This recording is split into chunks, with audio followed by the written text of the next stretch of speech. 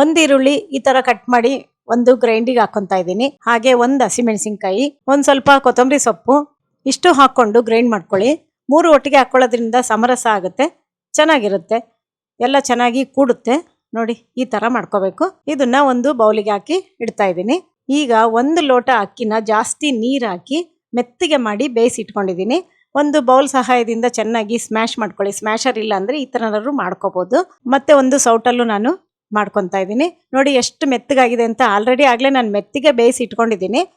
ಮೆತ್ತಗಾಗಿರೋ ಅನ್ನನ ಒಂದು ಬೌಲಿಗೆ ಹಾಕೋತಾ ಇದ್ದೀನಿ. ಈಗ ತುಂಬಾ ಮೆತ್ತಗೆ ಇರಬೇಕು, ಅಗ್ಳಗ್ಳು ಇರಬಾರ್ದು. ಇದಕ್ಕೆ ಅರ್ಧ ಸ್ಪೂನ್ ಅಷ್ಟು ಬೆಳ್ಳುಳ್ಳಿ ಜಜ್ಜಿರೋದು ಹಾಕೊಂಡಿದ್ದೀನಿ. ಹಾಗೆ ಈಗ ಹಸಿಮೆಣಸಿನಕಾಯಿ, ಈರುಳ್ಳಿ ಎಲ್ಲ ಗ್ರೈಂಡ್ ಮಾಡಿ ಇಟ್ಟಿದೀವಲ್ವಾ, ಅದಿಷ್ಟು ಹಾಕೊಂಡಿದ್ದೀನಿ. ರುಚಿಗೆ ತಕ್ಕಷ್ಟು ಉಪ್ಪು ಹಾಕೋತಾ ಇದ್ದೀನಿ. 1 ಬೌಲ್ ಮೊಸರು ತಗೊಂಡಿದ್ದೀನಿ, ಆದ್ರೆ ಇದರಲ್ಲಿ ಅರ್ಧ ಬೌಲ್ ಅಷ್ಟು ಹಾಕೊಂತಾ ಇದ್ದೀನಿ. ಗಟ್ಟಿಯಾಗೆ ಕಲ್ಸ್ಕೋಬೇಕು, ನೀರಾಗಿ ಕಲ್ಸ್ಕೋಬಾರ್ದು. ಎಷ್ಟು ಚೆನ್ನಾಗಿರುತ್ತೆ ಗೊತ್ತಾ. ಈ ಟೈಮಲ್ಲಿ ನೀವು ಉಪ್ಪು ಸರಿ ಇದೆಯಾ ಅಂತ ನೋಡ್ಕೊಂಡು ಈ ಸೈಜಿನ ಉಂಡೆ ಕಟ್ಕೊತಾ ಇದ್ದೀನಿ.